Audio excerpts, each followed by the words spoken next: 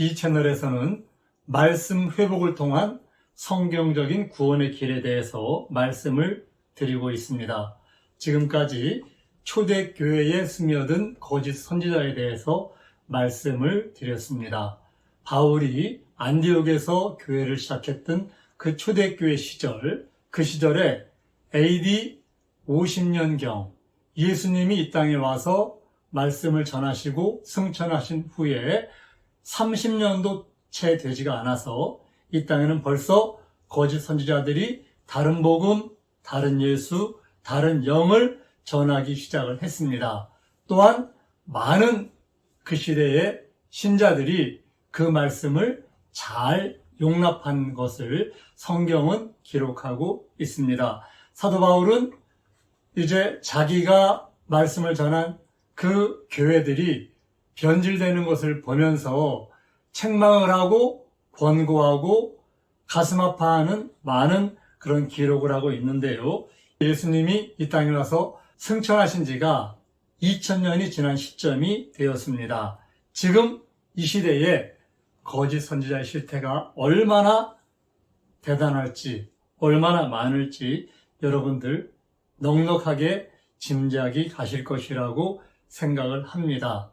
이 채널에서는 여러분들이 말씀을 통해서 내 영혼을 지키고 거짓 선지자를 분별할 수 있는 그런 진리의 지식을 나누기 위해서 이 채널을 진행하고 있습니다.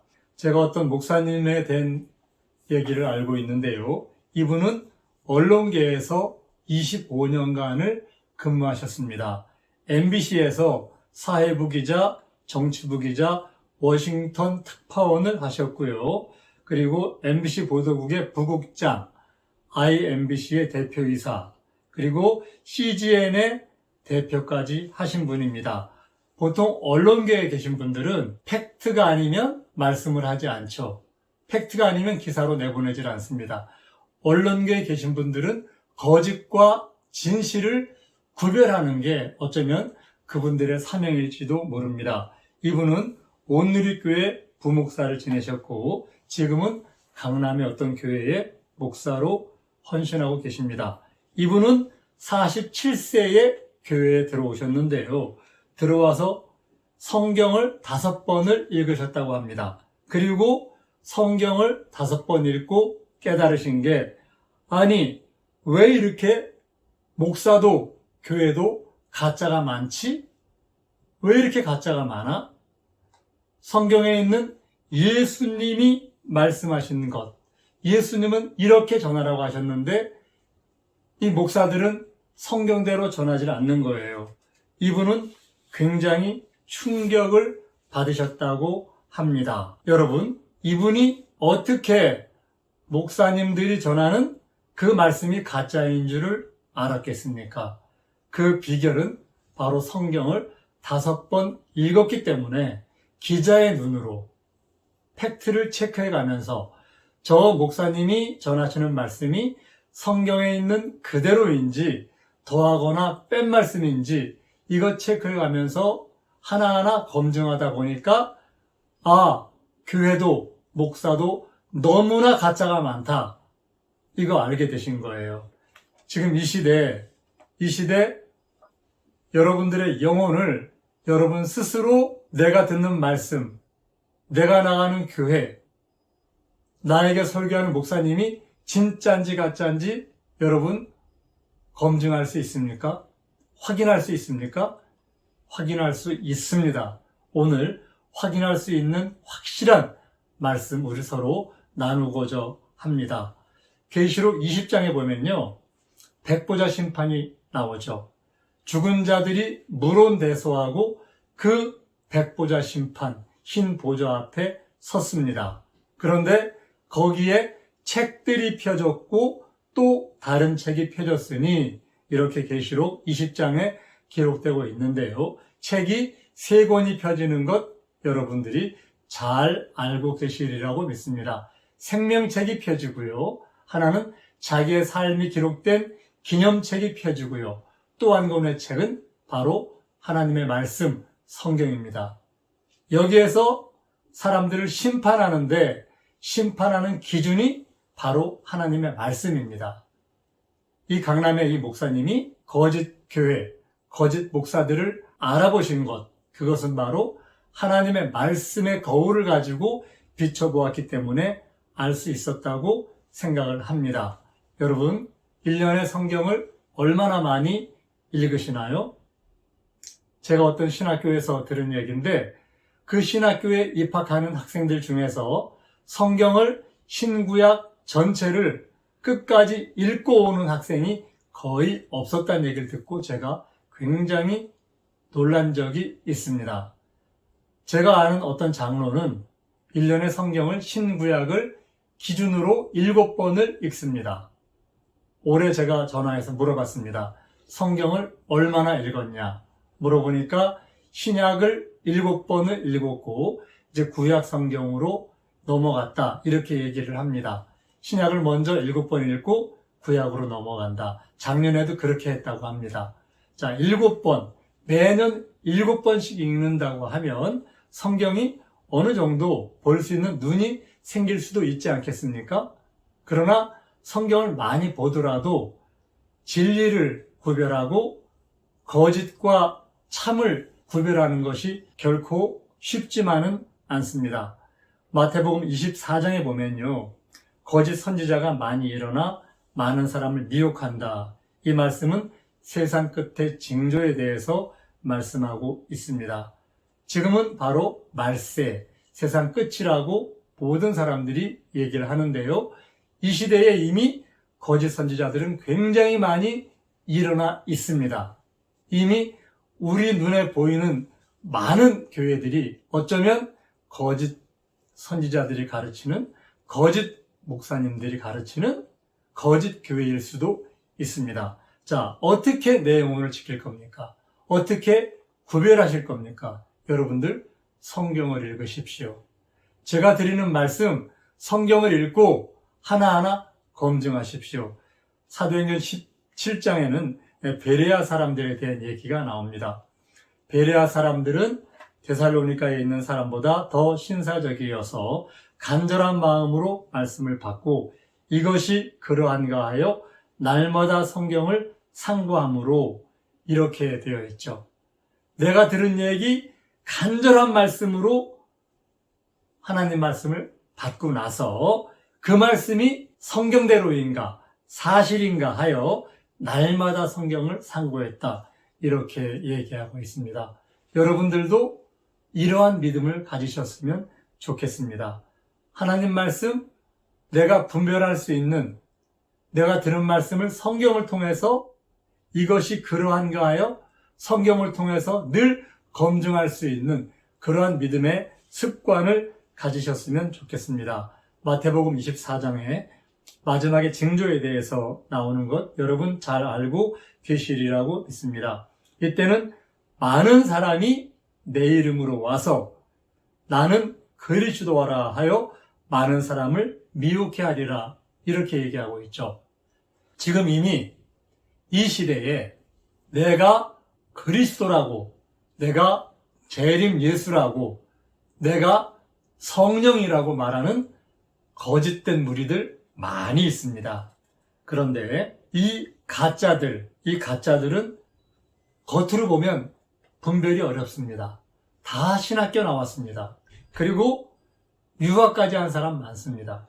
그리고 박사학위 받고 성경의 지식이 풍부합니다. 정말 거룩합니다. 이들을 우리가 외형만 보고는 속을 알기가 아주 어렵습니다. 영적인 세계에 가장 주의할 문제, 우리가 하나님을 섬기면서 가장 중요하게 생각해야 될 문제는 겉과 속이 다른 이리를 구별해내는 겁니다. 이 거짓 선지자, 여러분 성경을 5번 읽고 이 시대의 거짓 교회, 거짓 목사들을 발견한 그 목사님처럼 여러분 충격받지 않습니까? 하나님 말씀을 통해서 이 시대의 거짓이 얼마나 많은지 알면 충격을 받을 수밖에 없습니다. 성경에 거짓 선지자의 사례들이 여러 군데 나오는데요. 열왕기상 22장에 보면 아람과 이스라엘의 전쟁에 대한 얘기가 나옵니다. 유다 왕 여호사밧이 이스라엘 왕에게 내려가는 얘기가 나옵니다.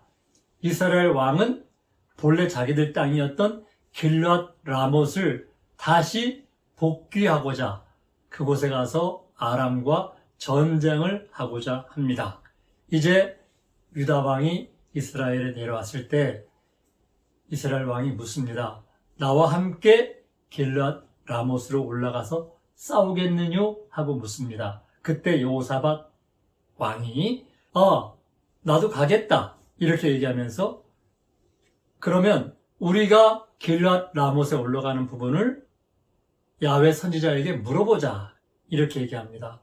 하나님의 말씀이 어떤지 물어보소서 이렇게 얘기합니다. 이제 이스라엘 왕 아합이 선지자 400명을 모으고 저희에게 묻습니다. 내가 길앗 라못에 올라가서 싸우랴 말랴. 그런데 저희 400명이 똑같은 말로 얘기합니다. 올라가소서 주께서 그 성을 왕의 손에 붙이시리이다. 이렇게 400명이 얘기합니다. 성경에 여출일구 똑같은 말로 얘기합니다. 400명이 얘기하면 그 중에 한 사람도 반대하는 사람이 없다고 하면 그 말을 듣는 왕은 이것이 바로 야훼 하나님의 말씀이라고 인정할 수밖에 없지 않겠습니까? 그런데 이제 여호사밧 왕이 또 묻습니다. 우리가 물을 만한 선지자가 또 있습니까? 묻습니다. 그러니까 아합 왕이 얘기하기를 한 사람이 있긴 한데 그 사람은 나에게 늘 흉한 것만 얘기하고 길한 것은 얘기하지 않습니다. 하면서 이물라의 아들 미가야 얘기를 합니다. 그러니까 이 유다 왕 여호사밧이 그도 불러서 물어보자 이렇게 얘기를 합니다. 그래서 그를 불러왔습니다. 그런데 그는 올라가면 죽는다고 얘기합니다. 400명과 한 사람의 대결. 이스라엘 왕 또한 유다 왕 여호사밧은 누구 말을 들어야 되겠습니까? 이들은 결국은 400명의 선지자의 말을 듣고 길앗 라못으로 올라갔습니다. 올라가서 결과는 어떻게 되었습니까? 결국은 400명이 올라가십시오. 주께서 그 성을 왕의 손에 붙였습니다. 하고 예언을 했지만 그 예언은 전부 다 거짓이었고 이스라엘 왕 아합은 그 전쟁에서 죽었습니다. 이 시대에도 이렇게 거짓 선지자는 많이 있을 것이라고 생각을 합니다. 여기에는 비율이 400대 1, 엄청난 거짓 선지자의 등장을 우리는 알 수가 있습니다. 마지막에 우리가 좁은 문으로 들어가야 되는데 멸망으로 인도하는 문은 크고 그 길이 넓죠. 그래서 그리로는 들어가는 사람이 굉장히 많습니다. 마태복음 7장에 보면 거짓 선지자에 대한 얘기가 나옵니다. 그날에 많은 사람이 나더러 이르되 주여 주여 우리가 주의 이름으로 선지자 노릇하며 주의 이름으로 귀신을 쫓아내며 주의 이름으로 많은 권능을 행치 아니하였나이까 하리니 이들에게 한 예수님의 대답 그것은 내가 너를 도무지 알지 못하겠다 이렇게 얘기했던 것을 우리는 잘 알고 있습니다. 왜? 그러면 예수님이 자신의 이름으로 큰 권능 행하고 귀신 내쫓고 멋지게 목회했던 그런 그 대형교 목사님들 그분들에게 내가 너를 도무지 모른다고 하셨겠습니까? 그것은 바로 하나님의 말씀 성경으로 비추어 봤을 때 그 말씀을 더하고 뺀 거짓 선지자라는 것 다른 게 아닌 거 여러분 잘 아시죠? 하나님 말씀을 더하거나 빼는 사람들이 바로 거짓 선지자인 것입니다. 예수님은 마지막에 백보자 심판에서 성경책을 펴놓고 그 책으로 말씀으로 판단하시는데 우리가 잘 아는 요한복음 12장 48절에는요. 내 말을 받지 아니한 자를 심판할 이가 있으니 곧 나의 한 그 말이 마지막 날에 저를 심판하리라 이렇게 기록하고 있습니다. 나는 심판하지 않겠다. 오직 내가 한 그 말이 마지막 날에 저를 심판한다. 이렇게 얘기하고 있습니다. 여러분 오늘부터 성경을 읽으십시오. 여러분에게 전파되는 것이 세상의 교리일 수가 있습니다. 여러분 세상의 교리를 따라갈 것인가? 성경을 따라갈 것인가? 성경이냐 교리냐? 이건 내가 분별해야 됩니다. 분별하려고 하면 성경을 읽으셔야 됩니다. 왜? 인생에는 단 한 번밖에 기회가 없기 때문에. 여러분은 여러분의 인생을 충전할 기회가 없습니다. 단 한 번밖에 없습니다. 인자의 때 노아와 롯을 비교하신 것 너무나 잘 알고 있습니다. 그때는 구원받을 사람이 정말로 적다고 성경은 얘기하고 있습니다. 그럼 어떤 말씀이 구원받는 말씀일까요? 다음 시간에는 구원받는 말씀의 기준, 처음 전파된 말씀에 대해서 여러분들에게 말씀을 드리도록 하겠습니다. 감사합니다. 성경대로